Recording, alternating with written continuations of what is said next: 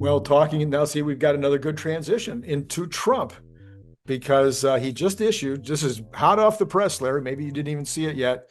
He just issued another executive order targeting homelessness.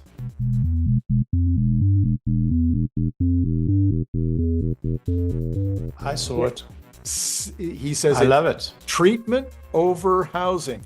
Now, I will tell you, Larry, that I don't know. I want to say it's got to be 8 or 10 years ago. I think it was either Utah or Idaho did a housing first approach. And when I read the articles, I want to say it was in Atlantic or something. When I read the articles about their housing first effort and how the beginnings of it were sounding, it sounded really good. But you know, Utah, Idaho, whichever one it was, very small time, very small states, very small cities. I think it was too much of a laboratory and not a real world situation. Let me ask you a question. Sure. Go back 4 years, I think,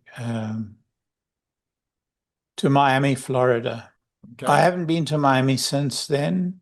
Well, I have actually, but I haven't checked this out.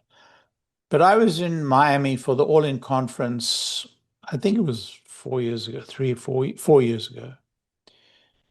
And the mayor of Miami came to talk to us. What do you think the homeless count was, the homeless population was in Miami 5 years ago? Whatever guess I gave you, Larry, it would be, I wouldn't have even a clue. I think he came up with a number of like 289 people. 200 total. And he said, we know where every one of them sleeps at night. We know. And those were his very words. Yeah. I don't remember the exact number, but there was around the 300. Yeah. And he said, we know where everyone sleeps. Yeah. And I said to him, how did you do that? You know, I talked to him at night at the event, at the dinner event. He said, look, we have a lot of people that work with them, but we focus on housing them. We focus on getting them into a house, and we make sure the neighborhood makes sure of it. Mm. Now, I don't know much about social engineering. I don't know much about sociology. I don't know much about the homeless problem. All I know is that many years ago, maybe 8, 9 years, maybe more, maybe 12 years ago, I was in Vancouver, Canada. I was there for a conference or something. And I was living outside the city, and we were bussed into the city for an event. And as we were driving into the city, I saw just a whole lot of homeless people hanging around. And what we saw 12 years ago in Vancouver is exactly what came to San Francisco when we visited San Francisco 3, 4 years later. And my wife said, I'm never going back to San Francisco. Yeah. And this is a disease. The disease is not of the homeless people. The disease is the people who enable the homeless disease. Right. Who feed them drugs, who feed them the enabling, capability of homelessness. Removing law, in 2021, in that break in the COVID pandemic, that early break in April, May of 2021, when we thought it was over before the next wave arrived, and there was a break. My wife and I drove to Boca Chica, and then we went to Austin. We went to see the beginnings of the whole Starbase. I think it was just dubbed Starbase at that point. Anyway, we went to Austin, and Austin was completely populated by homeless people. Wow. But they had an election in that year. No, they had a referendum. It was a very liberal, democratic town council, but a Republican and a Democrat got together and passed a referendum, got a referendum passed to take the homeless people off the streets, Mm. to make it illegal to Mm. camp on the Mhm, streets. mhm, mhm. And it changed Austin completely. I mean, completely. Yeah.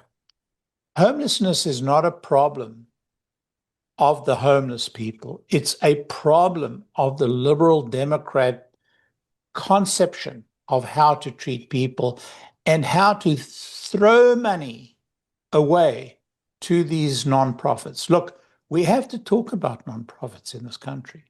Look what had just happened in Los Angeles. Yeah. They had a concert for the homeless, which purportedly raised $100 million. You know, there are 6,000 people became homeless. You gave the $100 million to those 6,000. I'm guessing the number is 6,000. I don't know the exact number. Everybody would have got, like $15,000, which would have made a huge impact on their lives and their ability to stay in their house or stay in that. What did they do with that $100 million?